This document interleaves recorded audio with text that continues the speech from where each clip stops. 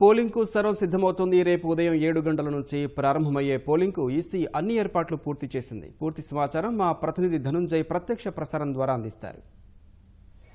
Thank you Jilani. देश का सबसे बड़ा त्योहार ఎన్నికల సంఘం ఈ ఎన్నికల సార్వత్రిక ఎన్నికల్ని అభివర్ణిస్తున్నటువంటి ఒక నామ పదం ఇది. అంటే దేశంలోనే అతిపెద్ద ప్రజాస్వామ్య పండుగగా ఈ సార్వత్రిక ఎన్నికల సంఘం చూస్తుంది. ప్రస్తుతం తొలి దశ ఎన్నికలు ఆంధ్రప్రదేశ్లో రేపు జరగనుంది. ఉదయం 7 గంటల నుంచి సాయంత్రం 6 గంటల వరకు కూడా ఈ పోలింగ్ నిర్వహించున్నారు. ఇందుకోసం దాదాపుగా సుదీర్ఘంగా 11 గంటల పాటు ఈ పోలింగ్ జరుగుతుంది రేపు. ఇందుకోసం ఈవీఎంల పంపిణీ ప్రక్రియ ప్రస్తుతం కొనసాగుతుందని చూడొచ్చు. విజయవాడలోని ఒక పోలింగ్ ఈవీఎంల పంపిణీ కేంద్రం దగ్గర ఉన్నాం. రాష్ట్ర వ్యాప్తంగా ఉన్నటువంటి వివిధ ప్రాంతాలకు ఇక్కడి నుంచే ఈవీఎంల పంపిణీ జరుగుతుంది. దాదాపుగా ఈ 45,920 పోలింగ్ కేంద్రాలు రాష్ట్రంలో ఉన్నాయి. ఈ పోలింగ్ కేంద్రాలన్నింటికి కూడా ఎన్నికల సంఘం ఇక్కడి నుంచి అలాగే వేర్వేరు ప్రాంతాల నియోజకవర్గాలు అలాగే జిల్లా కేంద్రాల నుంచి కూడా ఈవీఎంలను పంపిణీ చేస్తుంది. 1,24,000 ఈవీఎంలను ఇప్పుడు ఈ పోలింగ్లో వినియోగిస్తున్నారు. ప్రత్యేకించి ఈసారి సార్వత్రిక ఎన్నికలకు అన్ని కూడా తొలి అంశాలు చాలా ఉన్నాయి. వీవీప్యాట్లను తొలిసారిగా వినియోగిస్తున్నారు. దాదాపుగా అదే స్థాయిలో అన్ని 45,920 పైచిలకు ఉన్నటువంటి పోలింగ్ స్టేషన్లో వీవీప్యాట్లను కూడా అదే సంఖ్యలో వినియోగిస్తున్నారు.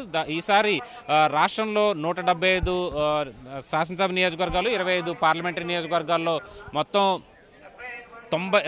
దాదాపుగా 3,93,00,000 మంది ఓటర్లు తమ ఓటు హక్కును వేయించుకుంటున్నారు. అలాగే మహిళా ఓటర్లు దాదాపుగా 1,98,00,000 ఉంటే పురుష ఓటర్లు కూడా దాదాపుగా 1,94,00,000 ఉన్నారు. ఇక దివ్యాంగ ఓటర్లు 52 లక్షల వరకు ఉన్నారు. 5,27,000 మంది ఉన్నారు. అలాగే ప్రవాసాంధ్రులు కూడా దాదాపుగా 5,000 మంది తమ ఓటు హక్కును వినియోగించుకునేందుకు దరఖాస్తు చేసుకున్నారు ఫామ్ 6A పత్రం ద్వారా. అలాగే ప్రత్యేకించి ఈసారి అన్ని సార్వత్రిక ఎన్నికలు అన్ని ప్రత్యేకతలు కనిపిస్తున్నాయి. ఎందుకంటే ఈవీఎంలలో తొలిసారి అభ్యర్థుల ఫోటోను కూడా ముద్రిస్తోంది ఎన్నికల సంఘం. అలాగే ఓటర్ స్లిప్లలో కూడా ఓటర్ తాలూకు ఫోటోను ముద్రించి ఇస్తున్నారు. తొలిసారి ఇవన్నీ కూడా జరుగుతుంది. అలాగే వీవీప్యాట్ల వినియోగం కూడా జరుగుతుంది. ఇక్కడ అన్ని చూడొచ్చు. ఇక్కడ ఒక ఈవీఎంల డిస్ట్రిబ్యూషన్ సెంటర్లో ఇక్కడ ఉన్నటువంటి ప్రిసైడింగ్ అధికారులకు ఈవీఎంల డిస్ట్రిబ్యూషన్ జరుగుతుంది. వాటన్నింటి కూడా అందిస్తూ ఉన్నారు. ఈసారి దాదాపుగా ఈ 3,93,00,000 మంది ఓటర్లు తమ ఓటు హక్కు వినియోగించుకునేందుకు వీలుగా అన్ని ఏర్పాట్లను ఇప్పటికే ఎన్నికల సంఘం పూర్తి చేసింది. ఇక్కడ ఈవీఎంల పంపిణీ కోసం అలాగే ఈ సిబ్బంది రవాణా కోసం కూడా పెద్ద ఎత్తున ఆర్టీసీ బస్సులు అలాగే ప్రైవేట్ బస్సులను కూడా వినియోగిస్తుంది ఎన్నికల సంఘం. దాదాపుగా 7,600 పైచిలుకు బస్సులు సిబ్బంది రవాణా కోసం వినియోగిస్తున్నారు. మొత్తం 3 లక్షల మంది పైచిలుకు మంది ఉద్యోగులు ఈ ఎన్నికల విధుల్లో పాల్గొన్నారు. అలాగే భద్రతా సిబ్బంది కూడా పోలీసులు 85,000 మంది పారామిలిటరీ బలగాలతో సహా మొత్తం కేంద్ర పారామిలిటరీ బలగాలతో సహా 85,000 మంది పోలీసులు ఈ భద్రతా ఏర్పాట్లను చూస్తారు. మొత్తం 45,920 పోలింగ్ స్టేషన్లో ఈ పోలింగ్ ప్రక్రియ రేపు కొనసాగుతుంది. ఉదయం 7 గంటల నుంచి సాయంత్రం 6 గంటల వరకు కూడా ఈ పోలింగ్ కొనసాగుతుంది. అలాగే ప్రత్యేకించి కొన్ని నియోజకవర్గాల్లో మాత్రమే సాయంత్రం 4 గంటల వరకు కుదించారు. నక్సల్ ప్రభావిత ప్రాంతాలైనటువంటి అరకు, పాడేరు అలాగే రంపచోడవరం తదితర ప్రాంతాల్లో ఉదయం 7 గంటల నుంచి సాయంత్రం 4 గంటల వరకు జరుగుతుంది. అలాగే విజయనగరం జిల్లా కురుపాం, సాలూరు, పార్వతీపురంలో మాత్రం సాయంత్రం 5 గంటల వరకు కూడా పోలింగ్ నిర్వహిస్తామని చెప్పి ఎన్నికల సంఘం స్పష్టం చేసింది.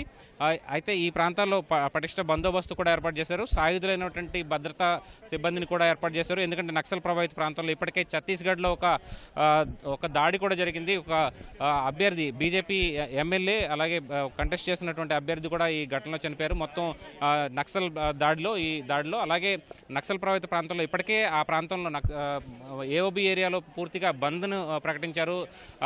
బంద్ కూడా కొనసాగుతుంది. ఎన్నికలను కూడా బహిష్కరిస్తూ మావోయిస్ట్ పార్టీ ఒక లేఖ కూడా విడుదల చేసింది. ఈ నేపథ్యంలో ఆ ప్రాంతాల్లో నక్సల్ ప్రభావిత ప్రాంతాల్లో పూర్తిగా బందోబస్తు ఏర్పాట్లను చేశారు. ప్రత్యేకించి ఆయా ప్రాంతాల్లో సాయుధులైనటువంటి గ్రేవెన్స్ పోలీసులతో పాటు కేంద్ర పారామిలిటరీ బలగాలు కూడా ఆ ప్రాంతాల్లో మోహరిస్తారు. అందుకనే ఆ ప్రాంతాల్లో మాత్రమే సాయంత్రం 4 గంటల వరకు కూడా పోలింగ్ కొనసాగుతుంది. మిగతా అన్ని చోట్ల కూడా సాయంత్రం 6 గంటల వరకు రాష్ట్ర వ్యాప్తంగా 6 గంటల వరకు దాదాపుగా సుదీర్ఘంగా 11 గంటల పాటు పోలింగ్ జరుగుతుంది. ఈసారి ప్రత్యేకించి 25 లక్షల మంది ఓటర్లు కొత్తగా నమోదయ్యారు. మొత్తం 10 లక్షల మంది అయితే యువత, కేవలం 18 నుంచి 19 సంవత్సరాలు కలిగినటువంటి యువత 10 లక్షల మంది ఉన్నారు. వీరంతా కూడా తమ ఓటు హక్కును తొలిసారి వినియోగించుకోబోతున్నారు. మొత్తంగా రాష్ట్ర వ్యాప్తంగా ఉన్నటువంటి 3,93,093 మంది ఓటర్లలో ఎక్కువ మంది మహిళా ఓటర్లు కూడా ఉన్నారు. ఎందుకంటే 1,98,00,000 మంది మహిళా ఓటర్లు కూడా తమ ఓటు హక్కు వినియోగించుకోబోతున్నారు. ఈసారి అన్ని ప్రత్యేకతల రీత్యా ఈ దేశ్ కా సబ్సే బడా త్యోహార్ అనేది ఎన్నికల ప్రజాస్వామ్య పండుగ ఎన్నికలు జరుగుతున్నాయి. అయితే ఈసారి 175 శాసనసభ నియోజకవర్గాల్లో 2,118 మంది అభ్యర్థులు తమ అదృష్టాన్ని పరీక్షించుకుంటారు. అలాగే లోక్సభ స్థానాల్లో దాదాపుగా 319 మంది అభ్యర్థులు ఈ ఎన్నికల్లో పాల్పంచుకున్నారు.